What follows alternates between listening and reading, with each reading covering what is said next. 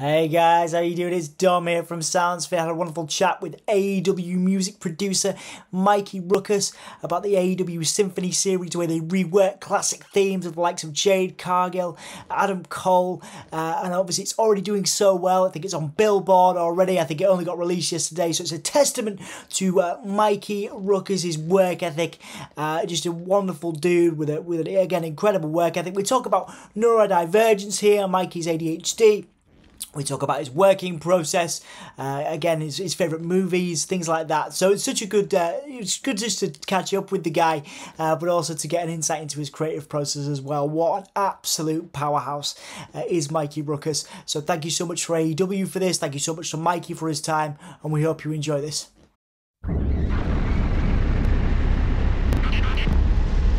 Mikey, it has been a year since I last saw you, and obviously things have it's been a whirlwind journey for not only AEW stars, but also the music you've been creating, a lot of incredible themes for a lot of great people and great performers.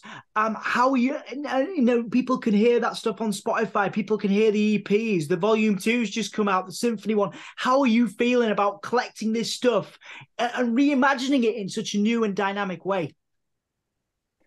Well, it's been a journey, to say the least, and that's what we all live for. Everybody has goals. Everybody likes to get to the summit. Everybody likes to get to the finish line. But really, in the midst of that, the most meaningful parts of all that is the journey. So the last year has been a complete whirlwind. There's been some ups and downs. There's been some health issues, but we've worked through those things. And just being able to focus in on the storytelling and really taking a look at the AEW music brand as the fourth dimension of AEW and how that connects our fans to our stars.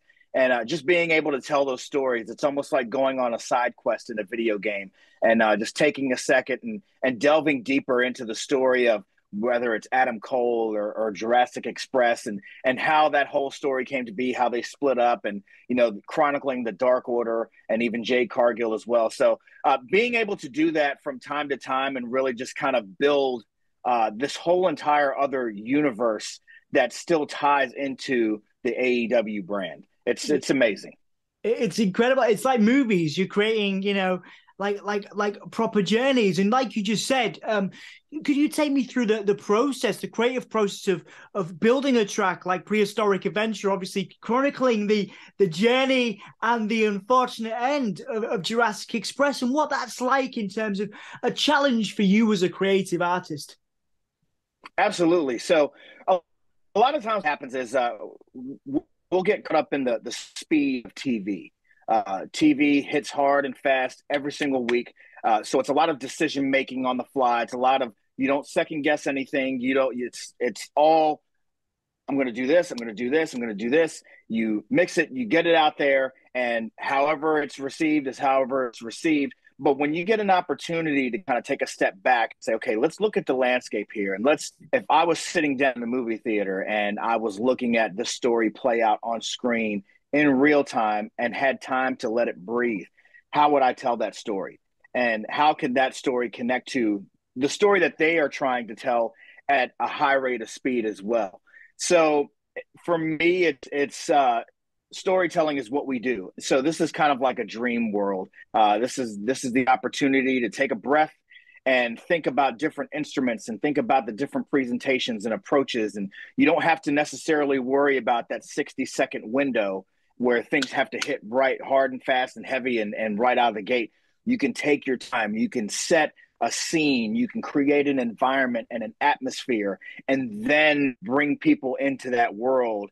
Then let it build and then explode like a volcano. So being able to look at how Jurassic Express came in as partners, they were best friends, and how they've had their battles, they've had their wars as tag team champions. Then the dissension kind of came into play. Then the turning of Luchasaurus against Jungle Boy Jack Perry. So that's actually chronicled in this song as well. So it starts off with the original Jurassic Express theme, goes into like a battle sequence, then it goes into like moments of peril, and then the essential heel turn into Luchasaurus's theme. So, and Luchasaurus's theme, when he turned heel, dropped a few months ago. But now being able to connect it to the story and people can hear it within the context, they get it. So there were a lot of comparisons to Kane's music from way back in the day. Now you can hear Luchasaurus's music within the Jurassic Express universe, and now it makes sense, and you don't even hear Kane at all by the end of that. So, and the cool thing about this is that this is just part one. So it ends with Luchasaurus's music, and part two will be the grand finale, the final battle. And of course, if you saw All Out pay-per-view, Jungle Boy got the big win in the steel cage. So that will be on series 3. It'll pick back up and it'll chronicle the final battle into the big finale. So, and I've got some really, really cool stuff planned.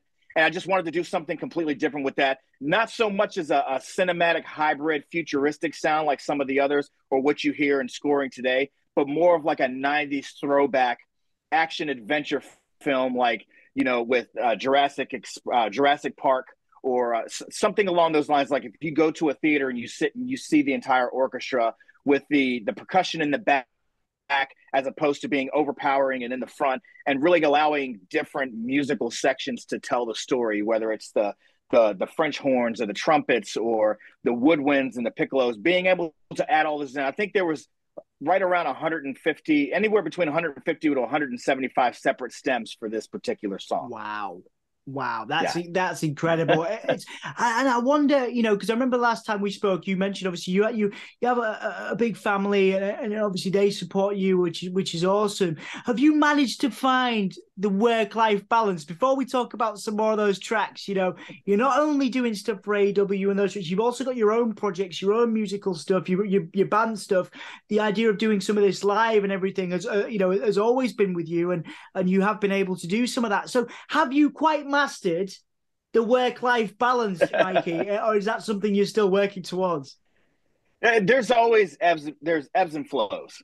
So sometimes things will get really, really heavy with AEW music. Sometimes I'll get really deep into storytelling. Sometimes I have to deal with family life. All of my children are grown and out of the house. I've got grandchildren now and stuff like that.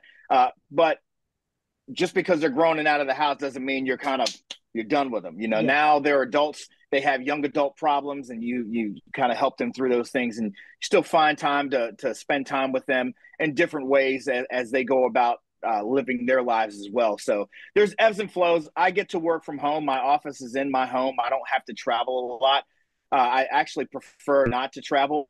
I get anxiety when I go on the road because as I'm there at the venue, there's a million things that I should be doing at home. So it's like, I should be doing this. I should be working on this. I do the cue sheet administration. I time out the shows and things like that. So I prefer to be in my headquarters. It's like my home base, house ruckus, so to speak. And I mean, there's ebbs and flows, and they always make sure my wife is always there to let me know, like, hey, you need to take a breather. Because sometimes we'll get so deep into it, we don't realize we're running ourselves down. So I'm very fortunate to have a partner that not only supports me, but lets me know, like, just the gentle tap on the shoulders, like, take a break, like, breathe. You know, she makes sure that we take time out every single day to sit and just relax. Because, you know, I have ADHD, and when I get into, like, writing and producing, I get into hyper focus, and I won't even realize 5 and 6 hours have passed, and I turn around, look, and it's dark outside, and, you know, that kind of stuff. So it's ebbs and flows.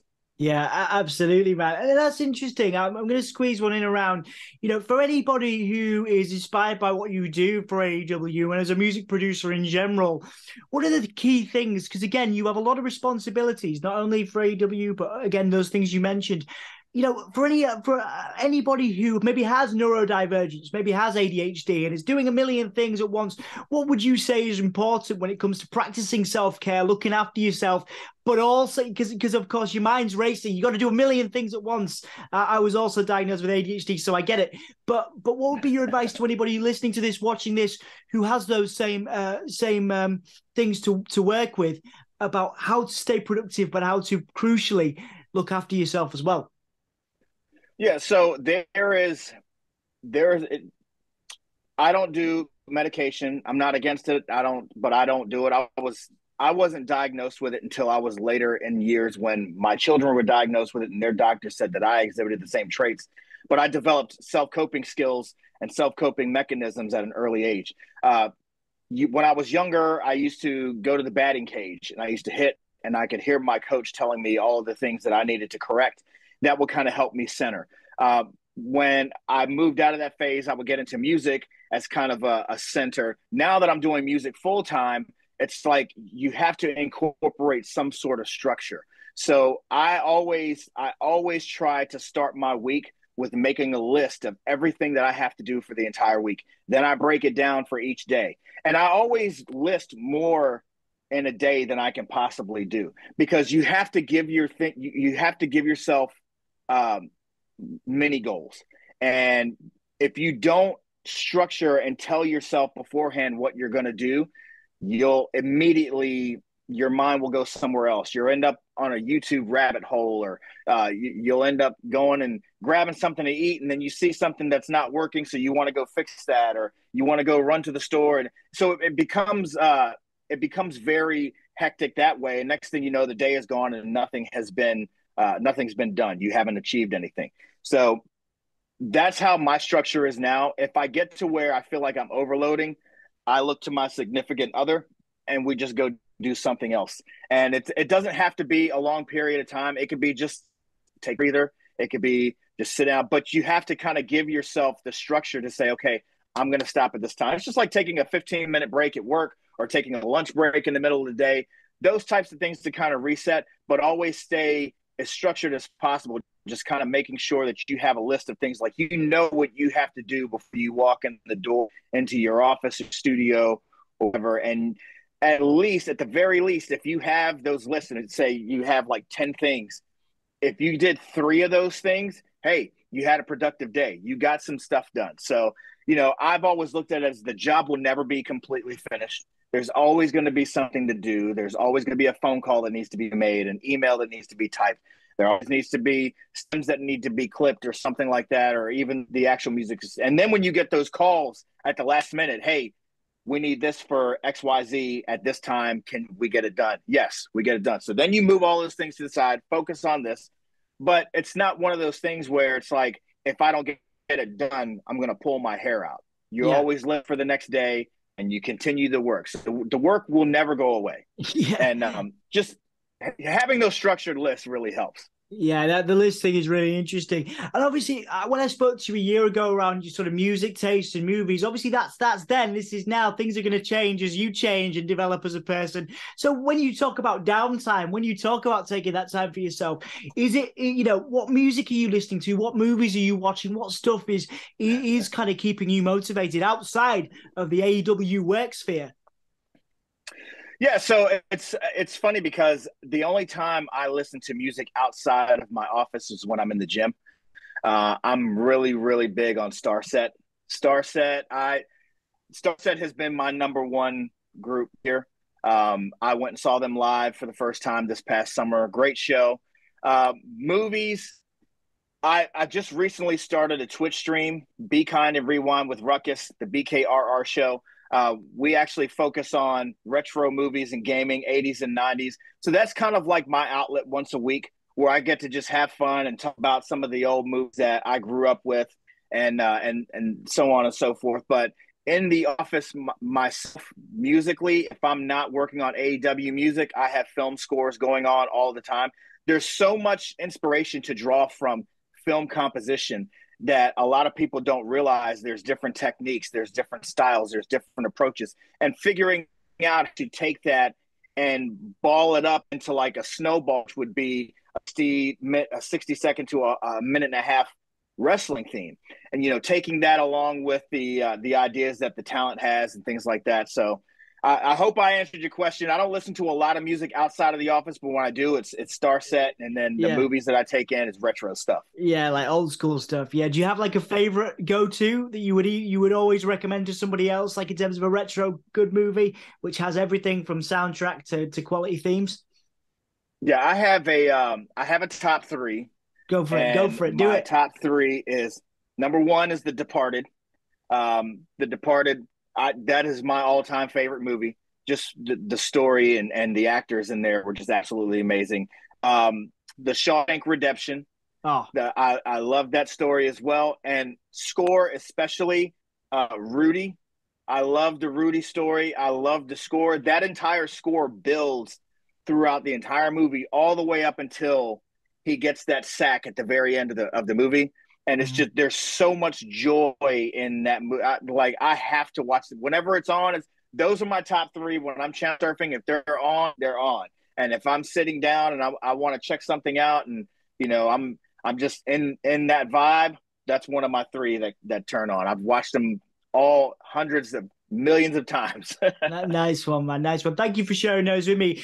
Two or three more questions now, then, before we finish. I want to sort of talk about, there was a particular track on this, with obviously Jade Cargill's reimagining that you did with Zane and Dale Oliver. Now, obviously, music royalty in themselves, certainly Dale.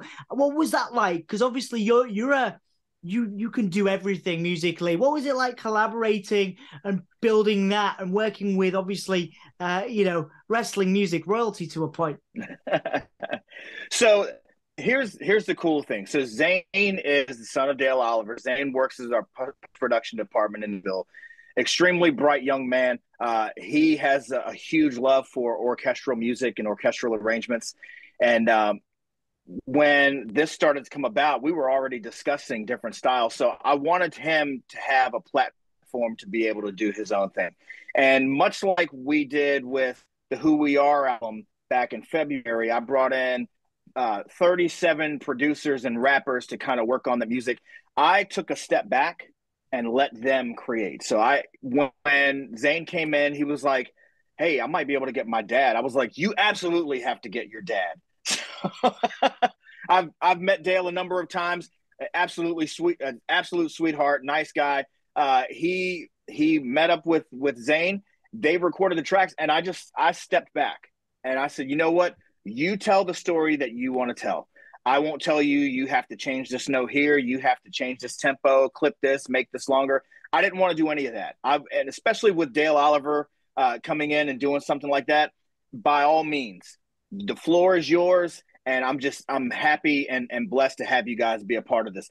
It has such a different dynamic, and that song stands out completely differently from the other three on the album as well. So for me, it was just like being a kid in a candy store and watching one of the legends kind of go to work. So I'm glad that they're here, and I enjoy every moment of that. So such a lush and strong and soulful sound to that Jade Cargill symphony. Absolutely, man. Absolutely. I'm so pleased for the success it's had. And that moves me on to my question. I asked you last time about success, and I'm going to change it a little bit to legacy now. Obviously, if you look at what AEW's music has done in the charts, electronic charts around the world, everything like that, obviously people are, you mentioned just released, recently, people are already digging it.